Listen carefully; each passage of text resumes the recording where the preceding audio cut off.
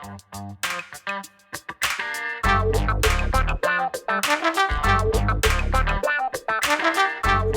guys, Montel here, and welcome to this edition of Let's Be Blunt with Montel. I'm so excited to get my guest on just so he can talk to you. I'm going to jump right into it. My guest today is the lead vocalist and one of the founding members of the legendary hip-hop group Cypress Hill. Cypress Hill was the first hip-hop group to have a multi-platinum and platinum albums, having sold over 20 million albums worldwide and garnering critical acclaim for their first 5 albums. All the group members have advocated for medical and recreational use cannabis. Mr. Louis Freese, who is better known as Be Real, is here and with us right here today on Let's Be Blunt with Montel. So say hello. Thank you so much, sir, for being a part of the show. Thank you for having me, sir.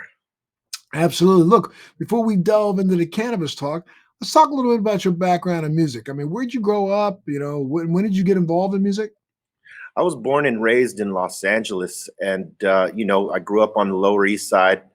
I moved around a lot. My parents, they were always into things, so we moved around a lot. So I was just absorbing everything the whole time. And I grew up listening to a lot of different stuff. My father was into 50s doo-wop type of music. My mother was into the Latino, salsa, merengue, and all that stuff. You have a multi-ethnic background, right? Totally. Right.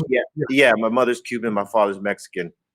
So I had a good, healthy diet of listening to a lot of different stuff. My mother was into the Beatles and stuff like that. So I got into the Beatles and stuff. My brothers and sisters, they used to like listening to oldies. So I had this great mixture of music that I would listen to. But me, I personally was listening to a lot of rock at the time, AC/DC, Ozzy Osbourne and things like that. And it wasn't until I moved over to Southgate and met Sendog and his brother and some mutual friends we have there. And I started getting familiar with a radio station called KDAY, 1580 KDAY. It was a legendary AM station here that was playing hip hop before FM was playing hip hop on radio. And I heard Run DMC for the first time, and they had rock guitars. Well, at first it was just the regular beat. It was the big drum beat I think they had. And I thought, what is this? This right here, what is this? And then I started hearing more from them via K-Day, and then I heard a song called Rock Box from Run DMC, where they used heavy guitars and live drums and all that stuff, and it got me. I was like, this is it right here. I stopped listening to rock and solely hip hop from there, and that's Run DMC. They got me into hip hop. And then, how did your career take off? I mean, so you were listening. So, I mean, you said you met up with a couple of guys? Yeah. So Sendog and his brother Mellow Man Ace, they were into the hip hop scene. They were doing like B-boy and popping and all that stuff, but they were transitioning now into being rappers. And I knew them at this point, and I was writing poetry and stuff like that. And Mellow sort of, taught me how to switch up the poetry into writing a rap, like making the rhymes on beat and all that stuff. And, from the word count to the syllables and all that stuff, he sort of gave me that, and I started getting into it. And so that became my hobby. I got out of the B-boy aspect of hip hop like they did and got into the rapping, and we were doing it just for fun. You know what I mean? It was like our hobby. Like, we loved it. It wasn't like we had any intentions of making records or anything like that. I fell off for a little while though, while they kept going. And while I fell off, I got involved with gangs and stuff like that. I was, running the streets. I was in a blood gang and just doing wild things, as you can imagine. But my brothers were making their way into the industry. Muggs partnered up with a group called 783, and he got in with them, and eventually he helped to get Mellow Man Ace into a record deal situation with Delicious Vinyl. And so while they were doing that, they were constantly trying to get me back into the fold and off the street. And I was resistant because I was pretty much indoctrinated into the gangster lifestyle, and I would not have any of it. I was like, I got to be in these streets and all that hoopla, right? And I don't know what changed my mind, but you know, they said, "Hey, what do you got to lose, man? Just come to the studio with us, and we know you can write." Because I was, you know, they always Muggs felt I was always a talented writer, not so much a rapper at that point. I still had a lot of work to do to become a decent enough rapper because I wasn't that great then, but my writing was decent. So they tried one more time to pull me off the street, and I guess for some reason I was more receptive on this point. I maybe I got tired of them, you know, consistently coming at me, come try this, come try this. And I thought, you know what do I have to lose? You know, I'm here on the street. Fuck it. I'm gonna go with these guys and see what happens, right? And I got bitten by the studio bug. Like you know, they're recording for Delicious Vinyl at this point for Mello's record, and I'm writing 2 songs for him on this record. And I'm seeing Tone Loc come through, who was like what Snoop Dogg is now at the time. Absolutely. Young MC, who was like huge at the time, and they're coming in the studio, and I'm like, wow, you know, it just blew me away that I was around this greatness, and or what I considered to be great. And I started wanting to be in the studio more than I wanted to be on the street. I thought it was the coolest thing, and that's pretty much what reeled me in. And then to say the rest is history is an understatement. Yeah, You I went mean, on to go ahead. yeah, you know, it was a bumpy road getting here, but you know, we all made the sacrifices, and I, you know, it's just that I fell in love with it again. When it was a hobby, it was a hobby, and we did it because we loved it. But I fell in love with it again when I wrote the 2 songs, and I heard him, you know, record the songs, and you know, I was thinking, shit, I wrote that. That's awesome, and I wanted to do more. So yeah, I stuck to my guns, so to speak, off the street, but in the studio. But in a time when, you know, it wasn't very popular, it wasn't vogue at all to be talking about cannabis, a lot of your messaging and a lot of your songs back then really rode the wave of cannabis, right? I mean, Yeah, yeah. You know, we were just being ourselves. It wasn't our intention to like be advocates or you know, we didn't realize that what we were doing was activism in the music and advocacy in the music. We were just sort of, you know, rolling up, you know, hoisting up the flag for the cannabis generation, you know, unconsciously because it's who we were. We were the guys who would buy High Times magazine and read the articles and read the freedom fighting articles and obviously look at the weed the cannabis centerfolds and all the beautiful buds that they would constantly put in there. But you know, it was something that rubbed off on us. So when we were making the music, we weren't even thinking like, oh, we got to make songs about getting high. We were just doing it. And you know, as we're coming out, it's taboo as hell, and especially everybody knew if they went to one of your concerts, you know, there'd be some fragrance in the air. right. You know, we were taking major chances in these times because here we are doing hip hop music, which is like the bastard child at the time of music genres. You know, they didn't want to give us nothing. Right. Punk rock and hip hop were very much similar in this way. They don't want to give us nothing. We got to work and struggle for it every step of the way. So here we are in this genre, um, and we're talking about cannabis. So it's two strikes against us at this point. And you're showing up at concert venues, blowing up the spot. Right. And we're playing in like places that are very non-friendly to cannabis and smoking weed on stage while law enforcement was right there just, you know, watching us and, you know, wondering if is that real cannabis they're smoking? Nah, they gotta be, they can't be. They wouldn't be, no. And we were. We were just brazen with it and we acted like, hey, this is the norm. This should be the norm. We're gonna make this the norm. And fortunately, man, you know, to the blessing of God, I would say we never really got hassled too much. I think I received 1 citation in Denver, of all places, for smoking weed on stage. Most times I'll say this, the law enforcement were very cool with us. I mean, I don't know why they liked us, but they liked us enough to give us a warning. Like if they were going to allow us to smoke on stage, they just wouldn't say anything. They'd just be like turning the blind eye type of thing, right? But if we were in a town like that's 0 tolerance, like let's just say Texas, if the cops liked us, they would come up to us backstage and be like, hey, look, we know who you are.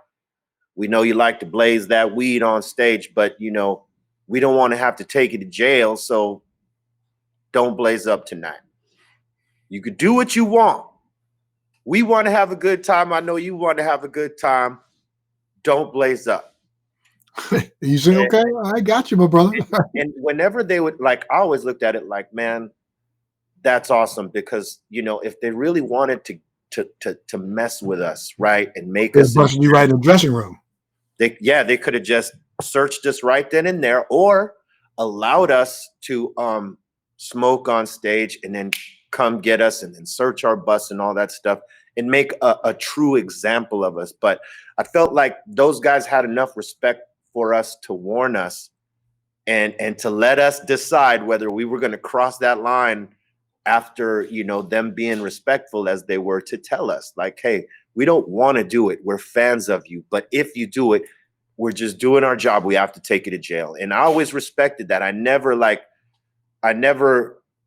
took it like, oh, how dare them? I'm a smoke right in front of them just because they came and told me that. And, you know, I think the mutual respect factor is why I think they allowed us to do these things and not necessarily come and racked us up the way they could have. Because, I mean, we were being very bold about what we were doing, and we really didn't care. You know, it was brazen at a time when they didn't think that hip hoppers should be brazen, right? Right. And you know, they let us get away with it, you know. But I think it's because, in spite of the things that we were talking about in songs like Pigs, they knew we were being respectful, and you know, we were putting on a show, and we weren't like dogging them while we were doing it, you know. Even though we'd maybe play the song Pigs and they'd be looking at us sideways, but most of them were fans. It was the craziest thing. I mean, I could remember, it's a crazy relationship we have with law enforcement, because we're not talking about all cops. We're talking about corrupt cops, right, which we know exist. We see it more than we ever have. We've known about it longer than we can remember, but we can see it today. But back then, I think, you know, you had songs like Fuck the Police and Ice-T's Cop Killer. And then you had songs like, you know, Pigs from us. And I think they know the difference. Like, if you're a good cop, this doesn't offend you, because you know that they're not talking about, these guys are not talking about you. That's right. And we never generalized and said all cops are bad, because we know that that is not true. So, you know, I think they gave us a pass on a lot of the times, because they knew, okay, we're you know, they're not talking about us. They're talking about cops we know, and that's fine. And so, you know, respect to the law enforcement who you know, were fans and that allowed us to be us and not, you know, make us an example, man. I mean, respect to those who could see the difference, right? Yeah, absolutely. Well, now you've been touring continuously, for I guess every now and then, but you just dropped a brand new album last month, right? Back in Black. Tell us a little bit about the album. Yeah. We were surprised on the reaction and the reception and the impact that it's had, because I mean, you know, we're a 30-year-old group. We're all, you know, in our 50s and stuff like that. And record companies traditionally have a hard time connecting your original fan base along, you know, they're geared to get the new, younger fan base, right? This is their marketing and their promotional strategic, you know, tactic is, we're going for the young fans. And there's always that disconnect. And so for artists like us, it's hard reconnecting people our age that grew up with us, because now regular life sets in, and you're not waiting for new music on Tuesdays and Fridays like you did when you were in your teens and your 20s. You're going to work because you got a lease or a mortgage to pay and all these other fucking bills. So, you know, it's that disconnect. So, you know, we never expected the reaction that we got, and you know, we thought it would be slow going, because that's the way it is after, you know, a certain amount of time. Because radio, like the record companies, don't know how to connect you with teens when you're, you know, a 50-year-old rapper trying to connect with 18 to 34, right? So you sort of got to just do you and not care about any of that. And that's what we did. We sort of did what we always do, right? Like we don't care approach what everybody else is doing in the moment. This is us right now. And you're either going to receive it or not. And this particular album was meant to only be an EP, right? We were working on Elephants on Acid with DJ Muggs, our original producer and DJ. And, you know, there was some time that we had off, and we took the time to, you know, make a piece that would come out after Elephants on Acid, or perhaps before. It depended on what project was going to get done first, because Muggs was very busy at this time. We all were, pretty much. And so we were recording in between sessions when Elephants was not recording or in session. We were recording Back in Black with Black Milk. And again, it was supposed to be an EP, but the first 4 songs came out. So, you know, we had such a great vibe on them that we were like, well, let's do a few more songs. And a few more songs turned into a few more. And then it became an album. And we're like, wow, this, you know, this whole piece has a vibe. We should put this out as an album. So that was the plan. You know, we just had to decide what was going to go first. And we thought, you know what, people have been waiting for this Elephants on Acid thing with Muggs for quite a while. So let's put this out first. We'll let it breathe, and then we'll stick them with Back in Black. And Back in Black was meant to be, you know, for me, our last Cypress Hill album. Because, you know, the music industry and the way music is received has changed so much since the time we started to now. And it's starting to morph into something different. So we, you know, for me, I didn't want to like keep doing this traditional album thing. I wanted to create a different experience. But I realized that, you know, this album can't be the last one, because Muggs has to produce the last one. You know, that's the only way it's acceptable. So, you know, there will be one more after this one, but like this was meant to be the last one. And so we put a lot of effort into Sen and I trading off on vocals, and Sen Dog leading some of the songs, because traditionally I lead them. And we wanted to give them something different. Like, you know, we're always trying to be out of the box as a hip hop group and as Cypress Hill. And how's it being received? How's it being received by your general Cypress Hill fans? Right. And so I thought, you know what, we're going to be out of our own box. Instead of me leading the scenario, we're both going to lead. And, you know, that was the concept, like the trading back and forth rhyme style, like what you used to hear from Run DMC and the Beastie Boys and stuff like that. And Angela. And us early on, excuse me, my wife just called him. But she's going to have to hold up, because I'm on with Montel. Let's go back and start that whole phrase, that whole line again. So, you know, in making this album, it's, you know, what was meant to be the last one, but we couldn't do it like that. We had to make it, you know, be with Muggs. But we caught this vibe with this album, and we felt like our fans would love this, because it's different. It's different than the piece before it. It was with Elephants on Acid, there was a lot of, it was like psychedelic, slow, grimy, trippy hip hop. It was very artsy and as a hip hop album goes. It wasn't very boom bapish, right? Gotcha. Mm-hmm. So it relates to a lot of our core fans that like that dark, grimy hip hop that has a psychedelic tone to it. It's almost like horrorcore, if you will. Back in Black has that boom bap sensibility where, you know, anyone in hip hop can sort of relate to it in such a way. It's not too psychedelic for your average hip hop fan, because sometimes hip hop fans, they want that boom bap. They don't necessarily trip off the psychedelic thing. So, you know, it's just another piece that represents who we are in this time, man. And I got to salute Black Milk for giving us such a great vibe, you know, as a producer on this. I mean, I think he really hit it on the head, you know, with what Cypress Hill is now in the boom bap aspect of hip hop. And again, how do your fans receive this? Are they coming out? You're touring, right?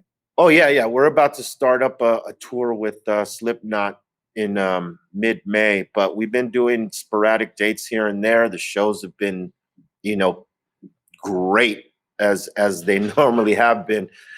But you know, the feedback on the album has been incredible. Like a lot of people is like, you know, have come back and said, "Hey man, this this sounds like your old school music, like, you know, sort of like Black Sunday and Temples of Boom, like a return to that sound, but like right now."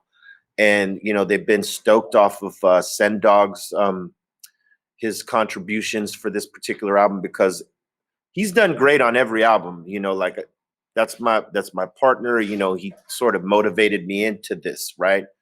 Um, but traditionally I've led, as I said earlier, and on this album he just came with the fire. And people, and I told the crew before the album came out, and you know, I could pat myself on the back for that. I said people are going to freak off of how great Send Dog sounds right now on this album. I mean, like, he's right there. And they're like, "You think so?" I said, "Yeah, I know so, man. I'm hearing it for myself." And I've been, you know, doing music with Send Dog for 30 years, at over 30 years, if you count the years before we actually got signed, you know, 35, 36 years. And I've never heard him sound so goddamn good as he sounds on this album right here, you know. And you know, we're very proud of that. And the fans been like, you know, telling us these things. So it's been great reception. And you know, we didn't expect it, to be honest. I mean, we don't look at things like that. We're just thinking about being creative in the moment, doing the songs, and then pushing the whole piece out and seeing how it's received. You know, it's a gamble for artists. You could create something you think is great, you put it out, and then the big, you know, the 12-12 come out. I mean, the 6-6 come out on the dice, and you crapped out. You know. Yeah, it's really weird. I have on times I watched the Grammys the other night, watched parts of it. Some of it I understood, some of it I didn't. It's like, you know, it's like the music industry is all over the place in a way now. Right. Um, yeah, you know, the Grammys have changed so much over the course of the years, and they have to. You know, they have to evolve, and they have to get new talent up there and lift them up, because really that's what the Grammys is there for. Because it's not a choice by the people, you know, that listen to the music. It's not based off of your record sales or your charting or your ticket sales or any of that.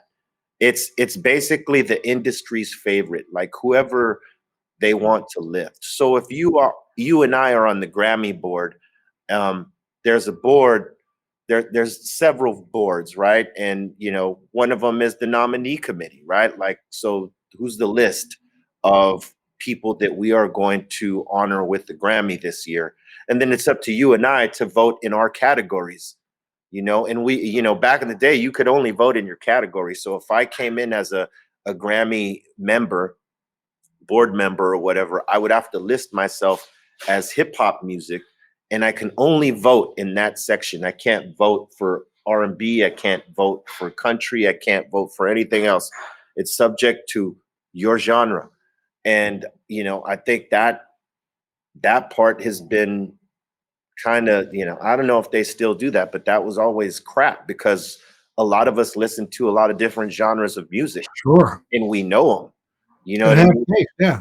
So it's like it's people that are on the board in these subcategories and all the different categories of music that vote on these artists that they're going to lift up. Some of them are well-known artists, as you know, pop stars and you know, stars in the mainstream, and then obscure artists that they try to lift up. You know what I mean? That maybe haven't sold record one yet, but they love the way this artist sounds. So it's a great platform by the music industry to lift people up. Do they get it right all the time? No, they don't. They've got it wrong for many years. They've gotten certain categories just horribly wrong, but they try, and that's everything, you know. And I think it's great that we have it so that they can lift artists up. But yeah, a lot of times they drop the ball on things too. You know, it's Yeah. seeing because I used to be a member, and then I dropped off,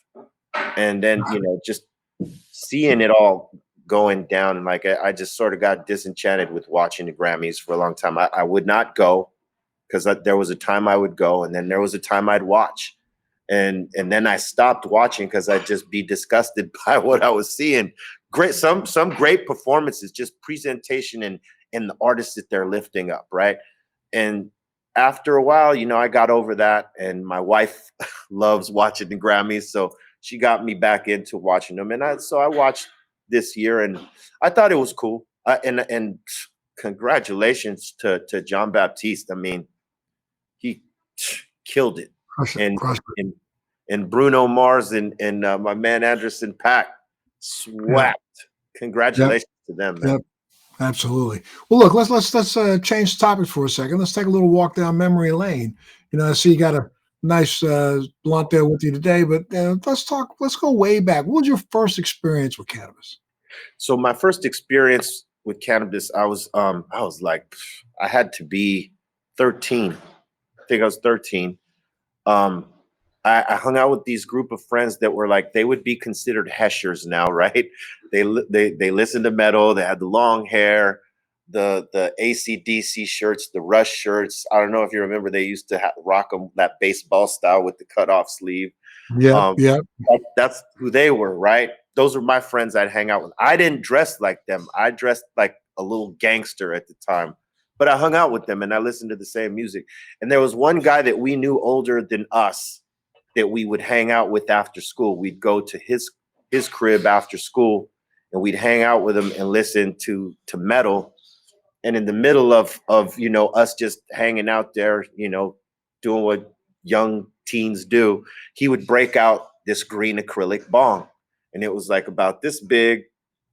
It was made by Graphics, and he'd hit it, and then he'd ask us if we wanted to hit, and we, you know, we'd all right, cool.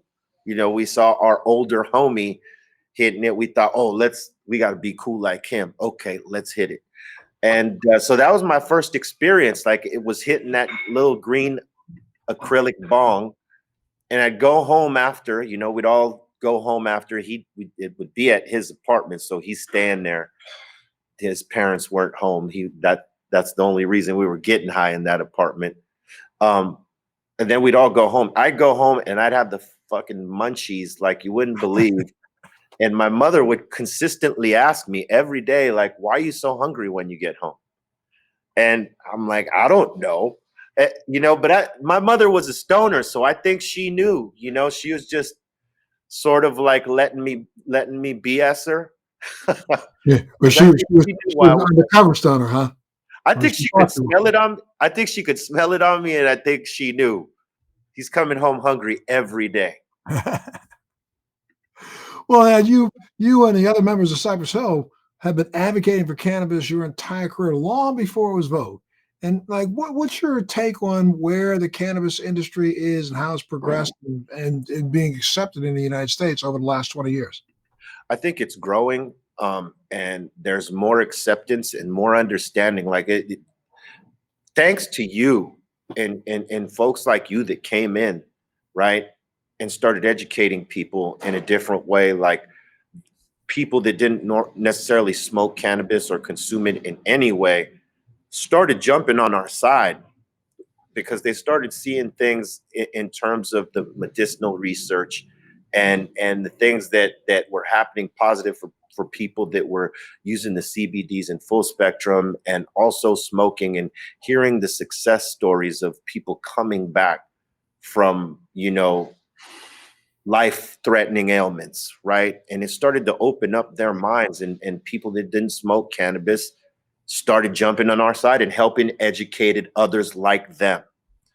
And so that was everything, man. You know, that opened people up in such a way that, you know, now it's more acceptable as opposed to, oh, it's the gateway. You still have some bozos that are, you know, claiming it's a gateway drug, but that's because they're uneducated and they refuse to educate themselves. And, you know, Yeah, you I think there's a group of people out there who know that if they change their mind, they are admitting to the fact that they were against something that should have been legal all along, that was just used to be an enslavement tool.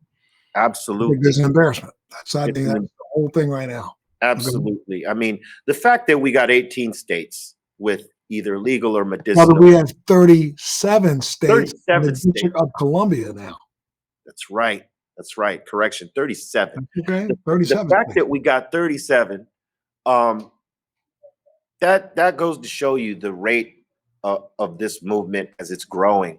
Like, Most recently, a poll was done, and for the first time, I think we finally hit above 90. It's like 92% of people in the country believe that cannabis should be made available for people as a medication, and it's well over 60% now that believe that cannabis should be made available as an adult use substance. Go yeah, ahead. that's the rate of growth for this industry is incredible, and the acceptance and the education. We still have hurdles though. I mean, what's happening in some of the states here in terms of taxation is it's horrible, Well, especially you can talk directly to that because you started now your own brand, right? Tell us a little bit about the Dr. Greenthumb brand, and go ahead and tell me about the taxation issue. But you started this brand of a brand of dispensaries, and right. you're right in the middle of this whole issue out there in California, are you not? Right. Yes, absolutely. I started the Dr. Greenthumb brand through a song with Cypress Hill. And when I came into the cannabis industry, I decided to use that as the brand that I come in with. Um, it started off like the idea to be a product line, for flowers and concentrates and edibles, building up to that. But we got to a certain point where we're like, well, our name is pretty strong. Why don't we use that particular brand for the retail space, right? And so we opened up store one in Sylmar, and then we started opening up several other stores. There's the sixth one is about to open up on April 16th by LAX. So, You carry not only your own branded products, but other brands? oh yeah, we carry everybody's top shelf brands, including our own, which is the Insane brand. And so, we started Dr. Green Thumb brand initially to do products, but we said, you know what, it's bigger than that. Let's use that for the retail, and we created Insane as the product brand. And so, we do everything pretty much ourselves. We don't outsource anything in terms of the Insane brand. We have our own cultivation. We don't rely on anyone else. So, we're dealing with it from every aspect, from step one to where we are now, right?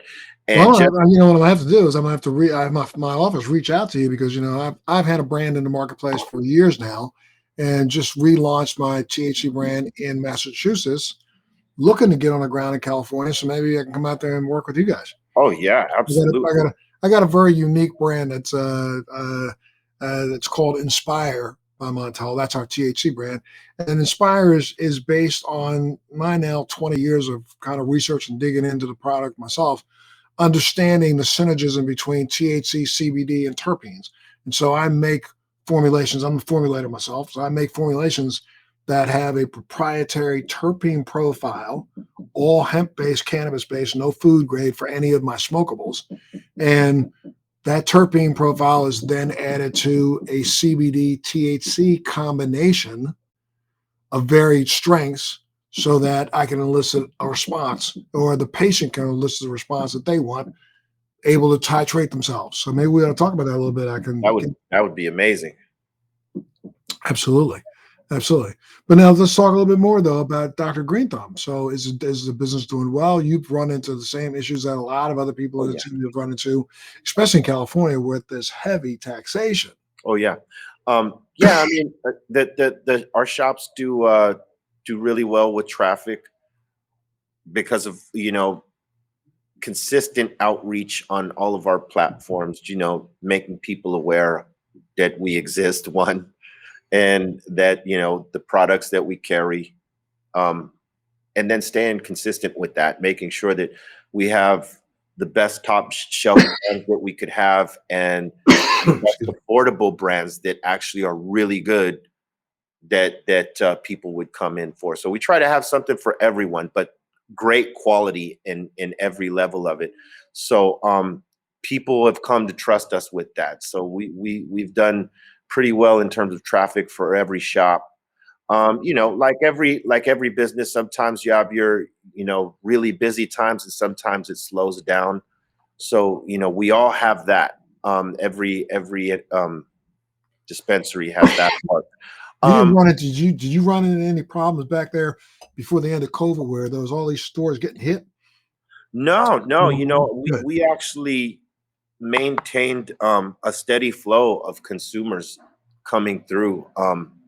It was incredible to see that, you know, Mhm. and we didn't see too much of a drop in that time. We actually saw a hike, or a spike, I should say, and we were all pretty surprised by that. But you know, Well, I mean, I think that's something that was definitely a trend. We know that, cannabis represented in 2021, 2021, cannabis sales were close to $28 billion, yes, which is amazing when you look at the fact that milk only accounted for $18 billion worth of sales at the same time in grocery stores. Milk.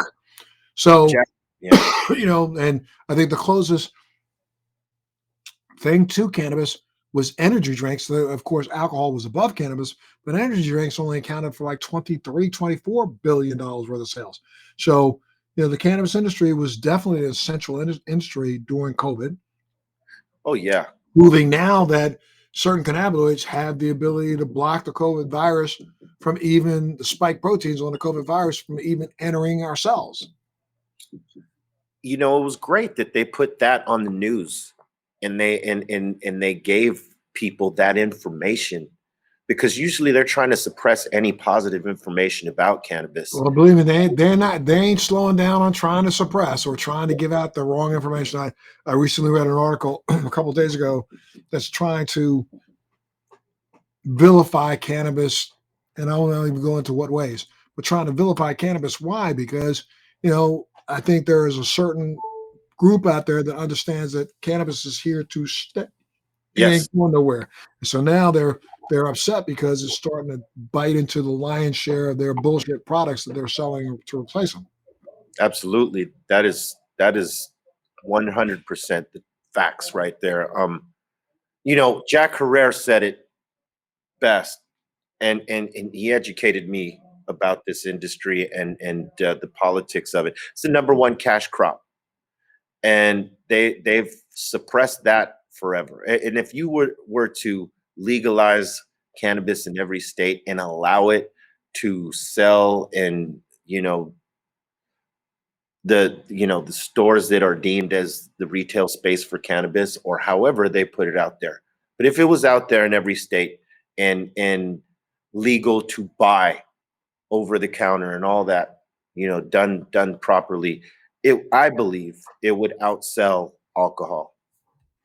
Oh well, I mean, I think that we know right now when they run numbers in California, we run numbers and look at we're probably only looking at a third of the market share. And when you're Yeah. talking about legal cannabis, illegal cannabis out there represents, two-thirds. And, when you look at the numbers, if you're looking at 20, let's say the $28 billion worth of cannabis was sold during 2021, 2022, it really was more like $80 billion worth of cannabis was sold nationally because, the legal market only represents that third. And 80 billion is right on par with alcohol. And we know that a lot of people shifted from alcohol to cannabis during COVID because they got tired of waking up with a fucking hangover, right? Yeah, yeah, man, and it's better for you. We all know that it's a healing herb. However you consume it. Um, if you're taking CBDs with it, that's even better. People don't realize that the healing benefits that there is into consuming cannabis. So but I think people are understanding a little bit more now because there's more information available to them. They can't suppress.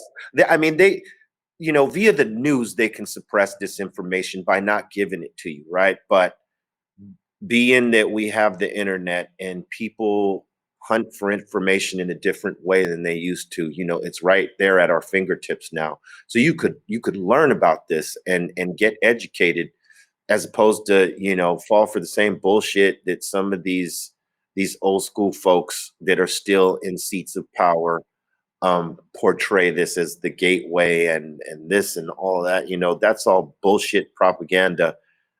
Educate yourself, get on a computer, search and study.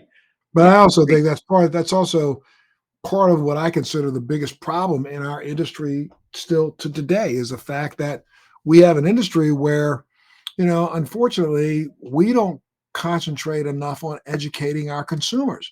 We have a lot of conferences around the country, a lot of conventions around the country, and when you walk into them, what are they?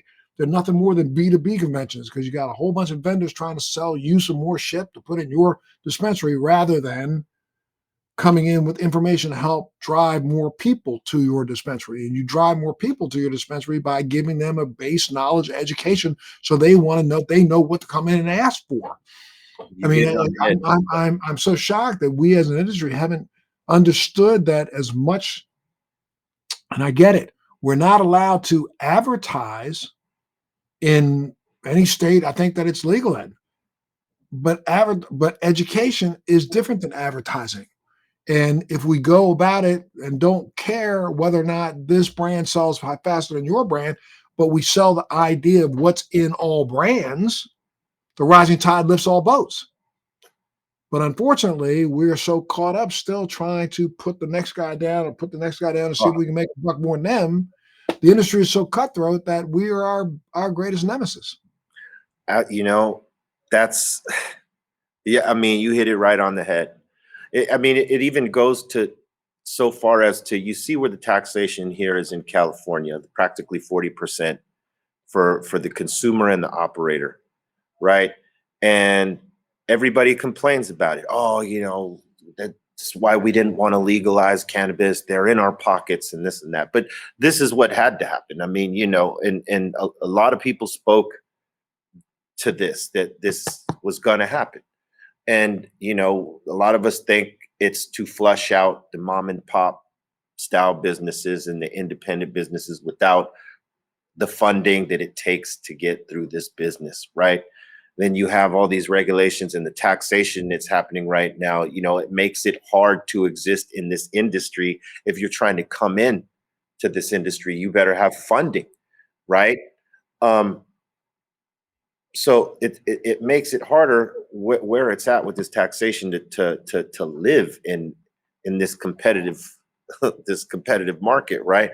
But what I often thought should happen is, before the corporations send their lobbyist in to take the taxation down and make it great for them, while all these folks get wiped out of the business, we as the industry should come together and get with lobbyists for our cause, as opposed to letting the corporations do it, because that's the way that they're going to flush the rest out. And you're going to see a lot of people have to, sell to these corporations to live, or for their brands to exist, or they're just going to get flushed out.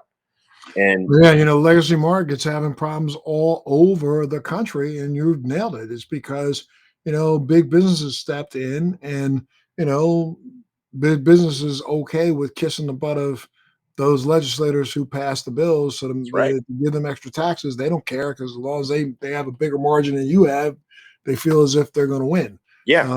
But I think that does nothing for us as an industry. I tell you, one of the things is a suggestion for you is, as you're touring, especially as you're touring in California, you guys have a big video screen?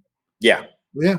Shit, man, I'm telling you, before I walked out on stage, if I were you, I'd put together a really nice educational video. That's It doesn't even have to be you could do it with subtitles. It doesn't have to be audio, and just put together a video just to educate people and say, why cannabis?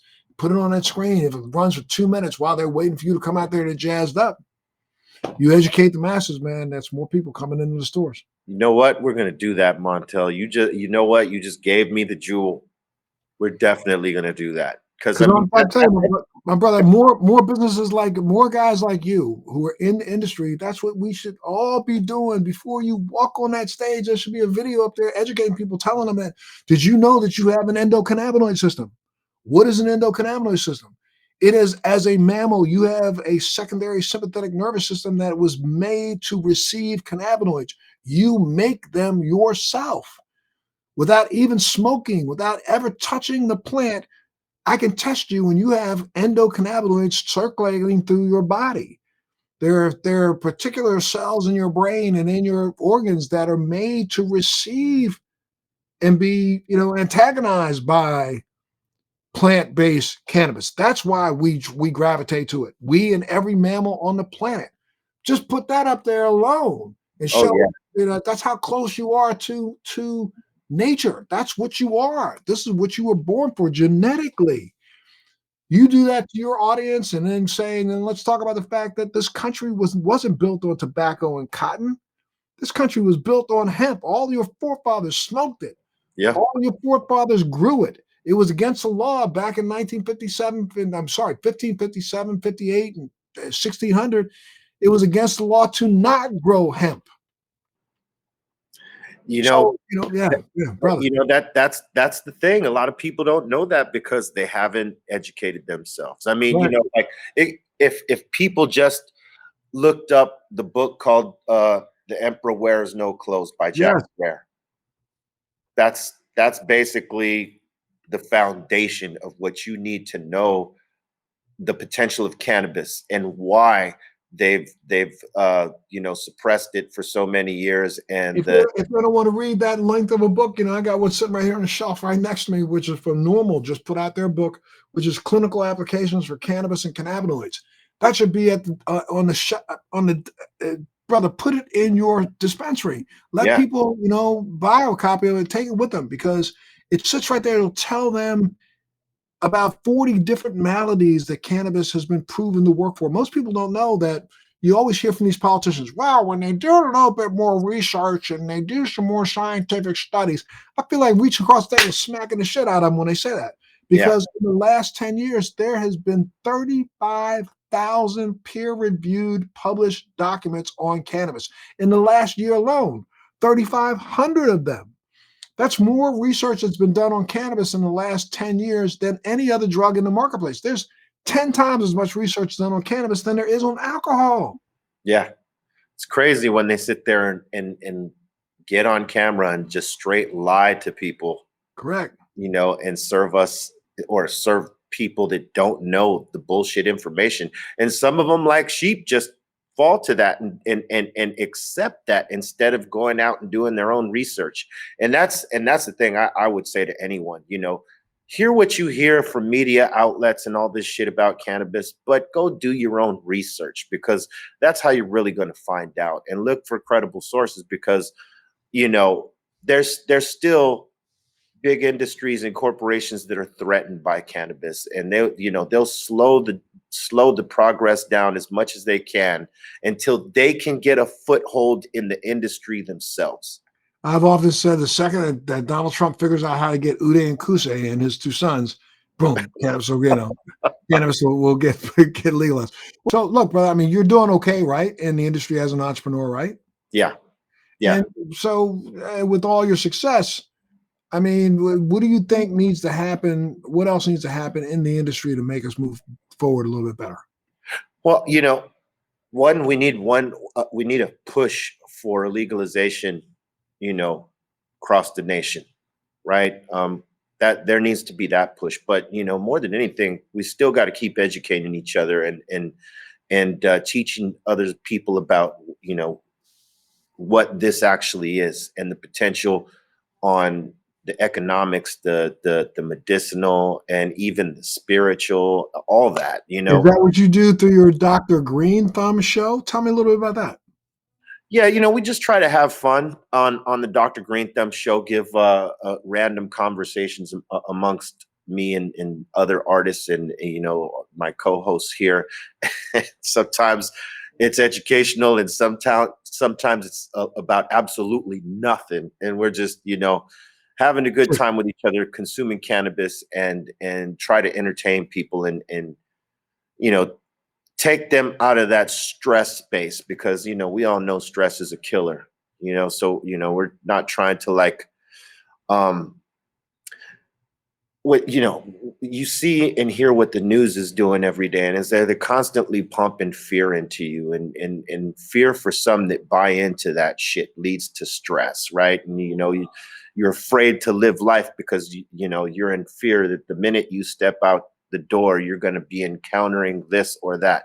But that's life, and you can't let that be an obstacle for you. You got to live. And for us, we just serve as on that particular shows, we're just trying to make you feel good for that time that you're with us. And if there's something that we can educate you on, and most of the time there is, we definitely will take time to address it, or we'll have people come on and speak to the cannabis industry and give information that these folks might not have heard before. You ever need me on as a guest, brother, just give me a call. Oh, I need you for sure.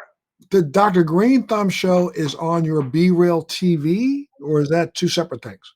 Well, yeah, it runs on our BeReal.tv site, but it starts from our YouTube page, Be Real TV, YouTube and stuff like that. We've been doing it, been streaming for about 12 years now. I started Be Real TV in 2009, and it's evolved into many different styles of broadcasting and whatnot. But we flipped it into a podcast form, but it's not really a podcast because it's an everyday live show. And we interact with our fans. It's a very interactive show. Like, we take our time. That's something that we've always done with Cypress Hill, is interact with our fans consistently, whether it was going out in the crowd and shaking hands, taking pictures, autographs, meet and greets and whatnot. So, this show, we work in a way to interact with them. So, it's also giving back to the fans, entertaining them and giving back to them, and inspiring if we can, because sometimes we play music and whatnot. So it's been fun. Wow. And then now, is that the same place you're going to be releasing this upcoming? Well, no, you're going to release on Showtime. You've got an upcoming documentary, right? Right. Yeah. The Insane in the Brain documentary about our 30 years that we've been doing music and whatnot. And it's directed by Esteban Oriol. He's one of our family, one of our brothers. He spent 16 years on tour with us as our tour manager, a photographer, sometimes DJ, jack of all trades. And he had done LA Originals with Mr. Cartoon, and he'd done a great job with that. And we were like, there's no other person that could tell the story better than him. So, salute to him, and congrats to him for, pulling it together and making it happen. And it drops on 4/20, and we're excited for people to see it. Great. That's unbelievable, my friend. Well, look, I can't say thank you enough, sir, for being a part of the show today. I'd love to stay in touch. Yes. I think I got a lot of thought of ways to help you out. And then, if you ever want me as a guest, make sure you just reach out, and I'll do that for sure. And then I'll have my people reach out to you, talk to you a little bit about getting our brand into your stores, because I think it might be a brand. Yes. Definitely want to have you come on as a guest, man. We've been waiting for that for so long, man. And I definitely want to stay in touch with you, because I want to get information from you that you think people should hear, and we're going to run that on our screen.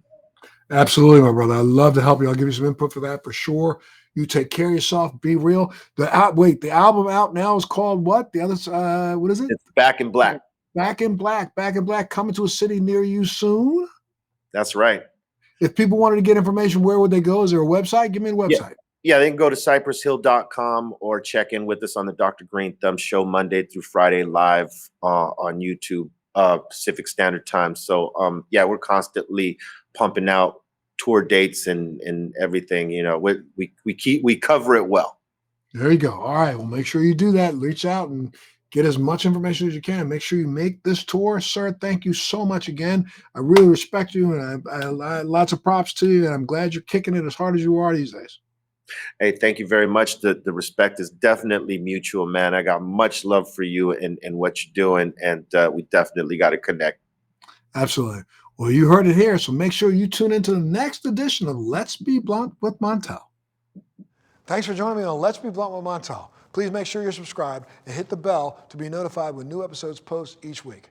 We'd love to hear your feedback also, so please send us your comments.